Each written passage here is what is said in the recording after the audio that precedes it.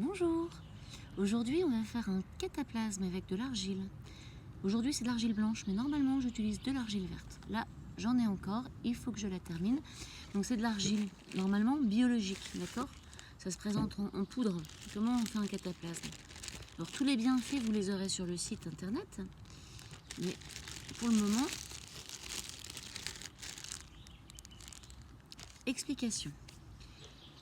On prend un pot en terre, en grès, en porcelaine, pas de plastique, pas de métal. Et on ne touche pas l'argile avec du métal ou du plastique. En l'occurrence, là j'ai pris une spatule en bois. Je prends ma dose de plâtre, plus ou moins, selon la zone que vous allez traiter. Là j'en mets juste un peu pour vous montrer. J'ai pris de l'eau que j'ai filtrée et je rajoute une petite goutte d'eau. Donc je vais vous montrer ce que je vais ajouter. Alors comment ça fonctionne ici? Voilà. Hop. J'ajoute une toute petite goutte. Toute petite goutte d'eau, donc il n'y a pas des masses d'eau. Je vais montrer à la caméra. Hop. Pour voir ce qui se passe. Je ne sais pas si on voit. Et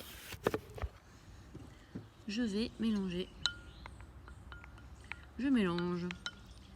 En fait, au bout de quelques minutes, quand on a bien mélangé, la pâte va un peu s'épaissir. Il faut savoir que l'argile chauffe. Alors déjà, vous faites un essai sur une peau sensible, c'est-à-dire l'intérieur du bras. Et là, par exemple, moi, j'ai des brûlures sur la peau, au niveau de mon bras. Je vais poser, je ne suis pas allergique, donc je vais poser ma dose que je vais mettre sur mon bras. Et je vais poser dessus un linge en tissu, pas synthétique. Donc un tissu coton, un tissu de lin. De temps en temps, ce que j'utilise, moi, c'est du jersey coton. Là, je prends, pour vous montrer, des compresses. Je pose une compresse dessus. Et je me suis préparé du film plastique, bien plastifié, que j'ai coupé et que je vais mettre tout autour de mon cataplasme. Donc hop, je vais emballer mon cataplasme avec mon film plastique. Alors vous allez me dire pourquoi est-ce qu'on met du plastique, etc.